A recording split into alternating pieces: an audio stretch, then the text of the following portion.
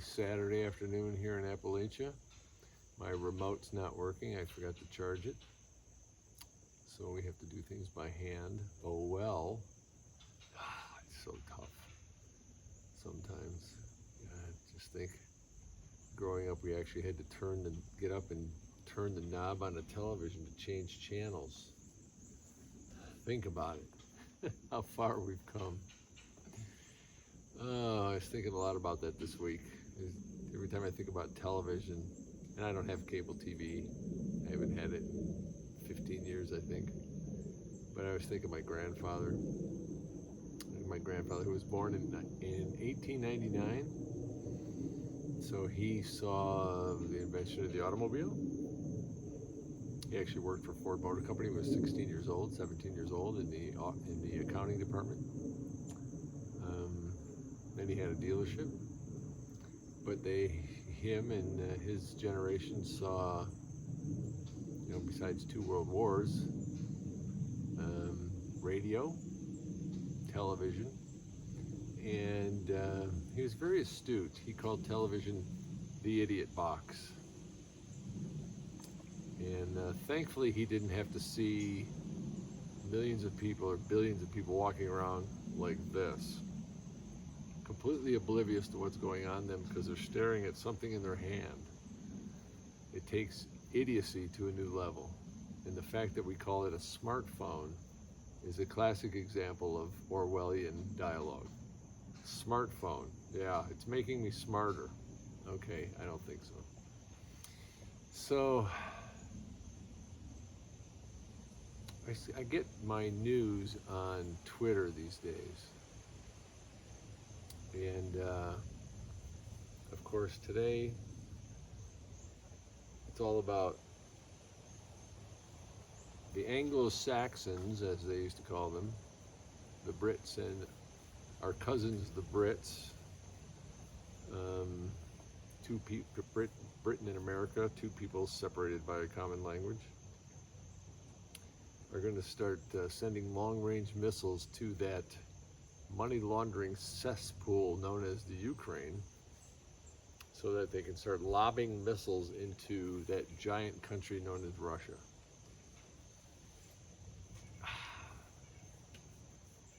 Why do people want to do this? There's a lot of evil out there, and there's a lot of things going on, I'm sure, that we don't know about. I believe that what we see in the media is very much a virtual reality. It's not. It's just theater. And right now, the theater is all about the stories are that this is happening so that Trump can't get elected or something like that. So I was thinking about the election. I've read all of the founding documents of this country, from the Constitution to the Declaration of Independence, the Articles of Confederation, and the Federalist Papers, which are a very interesting read.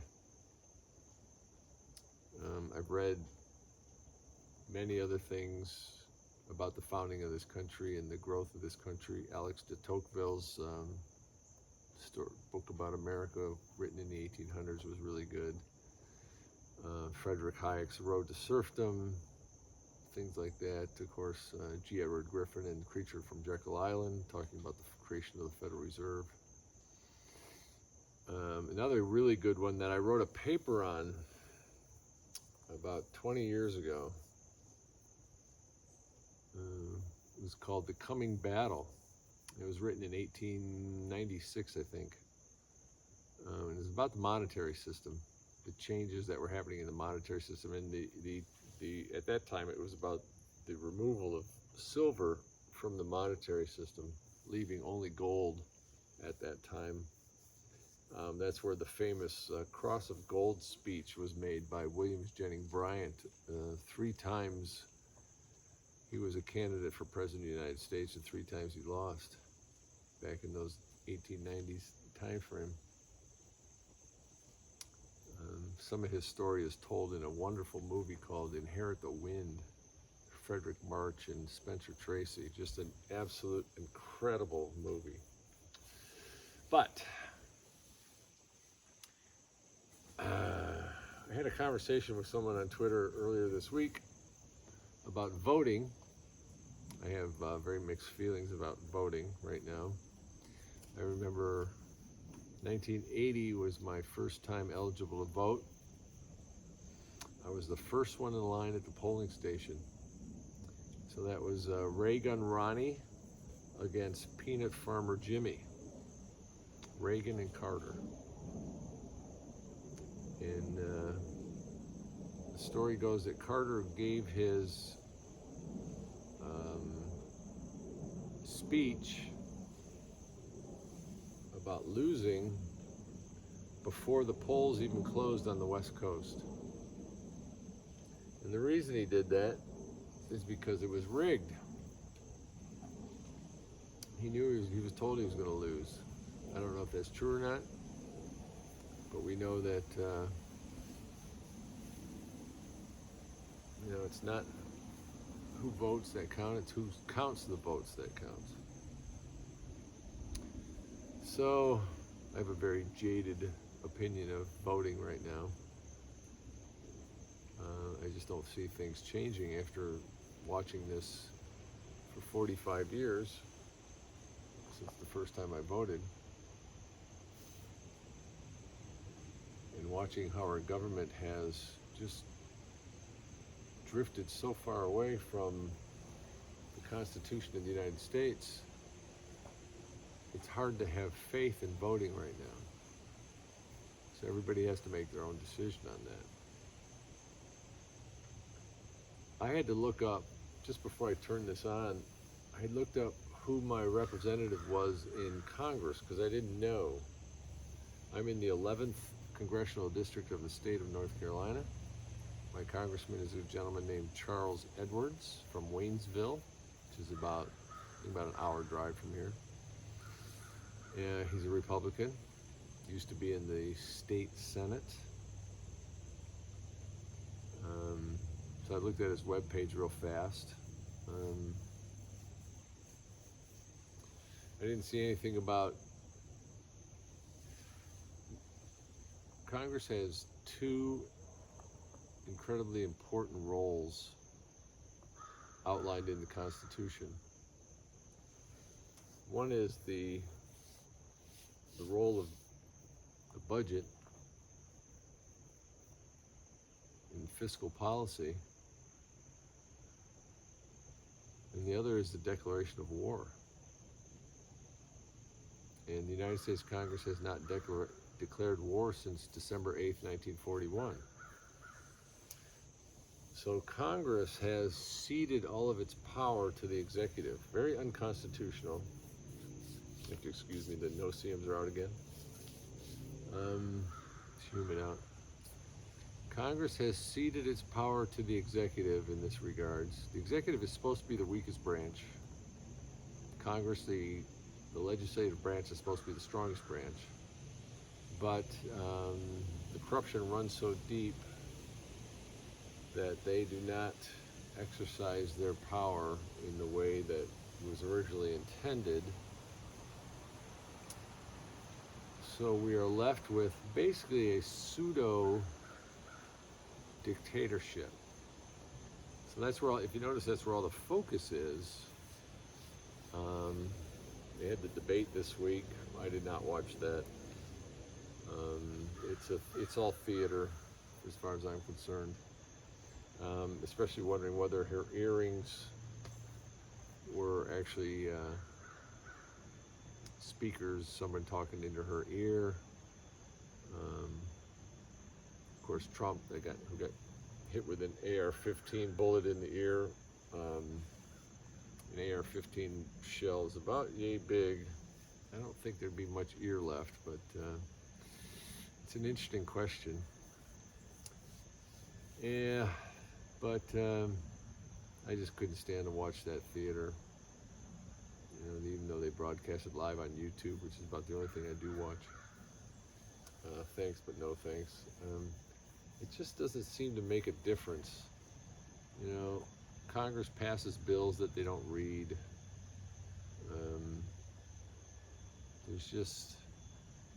It's a shit show. And a lot of no-see-ums out here today. Whew.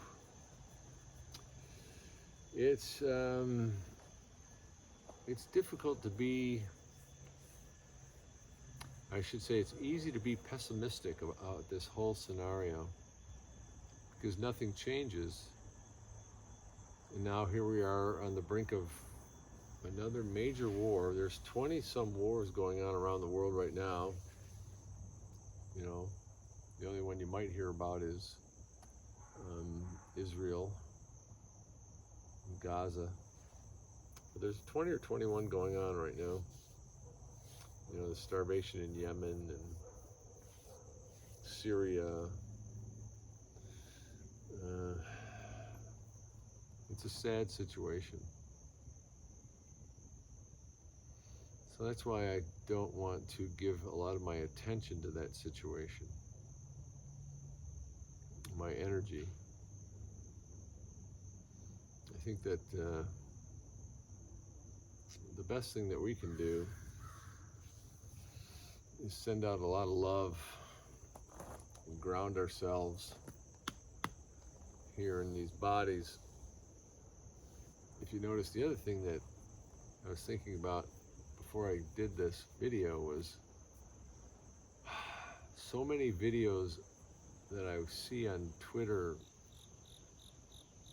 People are just completely out of control.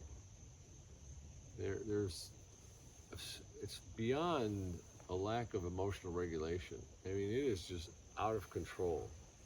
And this includes a lot of law enforcement who's becoming quite the authoritarian, not respecting people's rights. I don't know what kind of training they're getting or where this, obviously there's a lot of fear. But it's not a good situation right now. Of course, I wouldn't want to be a law enforcement officer because it's a very difficult job. It's certainly not healthy for the mind-body-spirit complex. So, what is it that we can do? Well, everybody's got to follow their own conscience. But I think the biggest thing that we can do is regulate our emotions and stay calm in this storm that we are currently swirling around in. And one of the things to do is turn off the television daily. Don't spend a lot of time with it, especially as background noise, because it's very low energy. It's going to bring your energy down, which is going to affect your whole life and all your relationships and your physical body. Okay, this is why we have to get out into nature. Okay? We have to get out into nature and get reconnected to ourselves and to Mother Earth. And everybody's got to take it upon themselves to do that. There is no magic bullet. There's no magic wand. We just have to do it for ourselves. And just keep praying for all of our brothers and sisters who are so lost and disconnected right now. Billions of them. Even those who we believe are kind of normal, whatever normal is. So, I know one of the things that has happened to me this year, and I've been thinking about this a lot, is since I've consciously been grounding myself every day in this body through not only my intention, but also through exercise with Qigong and what I eat, which is red meat and eggs, very grounding, Mother Earth food for me. It's worked miracles. Sleeping well, going to bed early, getting up early, going to bed at 9:30, 10 at the latest, getting up at 5, watching the sun come up. It's a beautiful thing, beautiful experience every morning to be outside watching the sun come up. These are the kind of things we need to do for ourselves so that we don't get caught up in that storm that's all around us.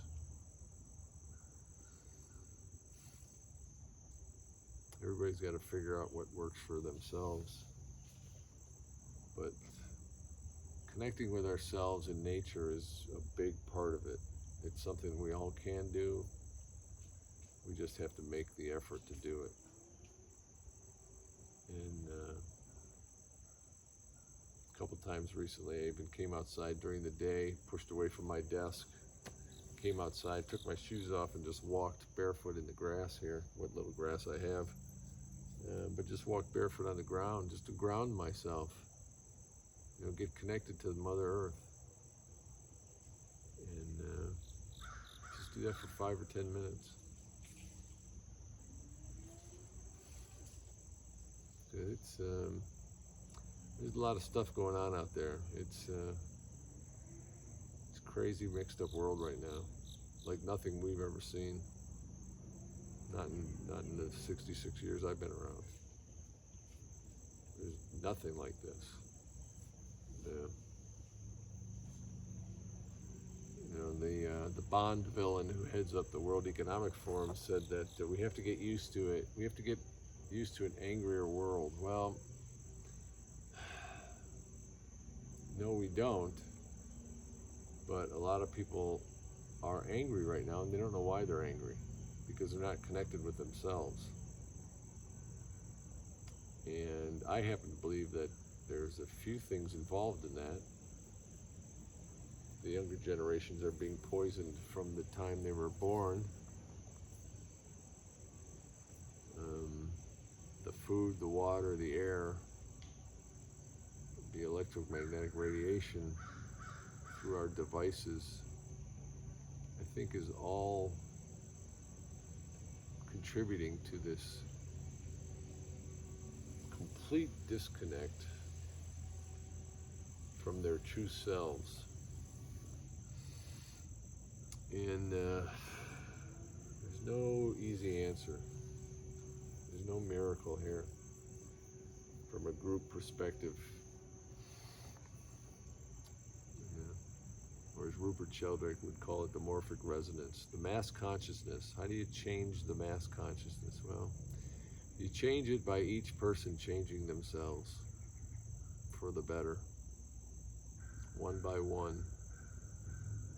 Charles Mackay, in the book that he wrote about the madness of crowds, I believe it was in that book, he said, people go mad in crowds, but they come to their senses one at a time. And the last few years has been a good example of that. A very good example of that. People coming to their senses one at a time. So I hope that anybody who listens to this will take it upon themselves to ground themselves in this experience of being human on Mother Earth, not this going to Mars thing, or going out into space, or going to the moon. Even the whole ascension discussion, I believe, is, for a lot of people, gets very one-sided, meaning that everyone's thinking about going up. You're going to 5D.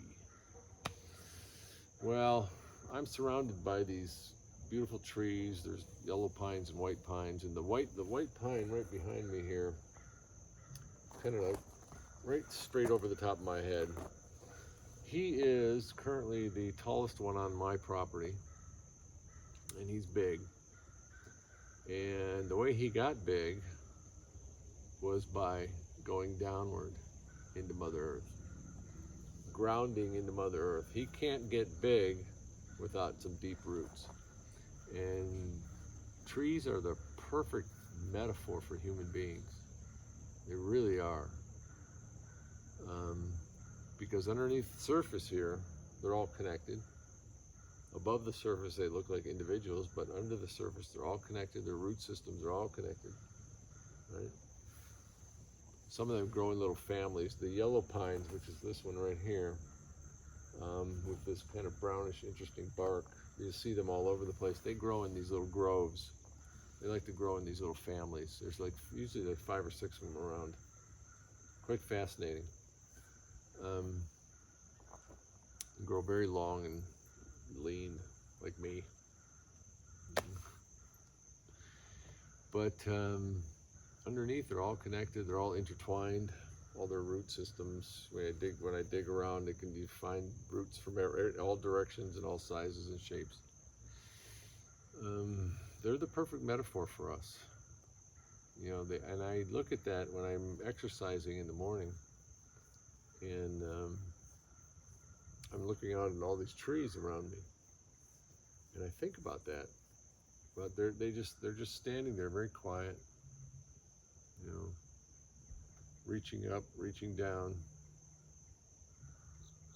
and they just be. You know, they just be. And but they're always growing, they're always changing inside, and they live in symbiosis with the other animals, the birds, the woodpeckers, blue jays, the sparrows, and squirrels. A lot of squirrels here. And they all live in harmony, you know. And it's something that we need to observe and learn from, about living in harmony with each other. We're all unique individuals, and we need to learn to appreciate that uniqueness. It's very difficult, but it's going to be an interesting couple of months here. We got about 6 weeks or so to this election, and everything else that's going on. Especially this whole Russia thing. If you want to look up something interesting, Russia, most of Russia used to be called an area known as Tartaria, Tartaria. I didn't know this until earlier this year, but it's an ancient history of the inner parts of Russia, known as Tartaria. We don't learn this in the history books, but I believe they were wiped out by the Bolsheviks as part of that revolution, 1917. There's actually 2 revolutions that year in Russia. And I've watched a couple videos about it. It's quite interesting. So if you want to learn something, that would be something to look up. You have to wonder, some people ask, why Russia?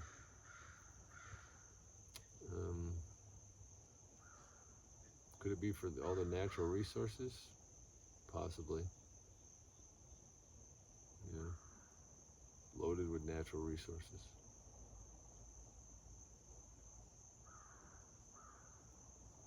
Could it be something that we don't know about? That might be, ancient tech. There's ancient technology all over Iran. There's ancient technology all over Iraq. That's why when they invaded Iraq 20 years ago, the first place they went to was the museum in Baghdad. Got to hide everything. So what's in Russia? Well, someday we'll find out. So anyways, take it upon yourself to ground yourself. Turn off the television. Don't watch. Don't give them your attention. It's not worth it. that, we will say cosmic energy, earth energy, heart energy. Sending loving heart energy out to all of you. Open the heart. Till the next time. Aho.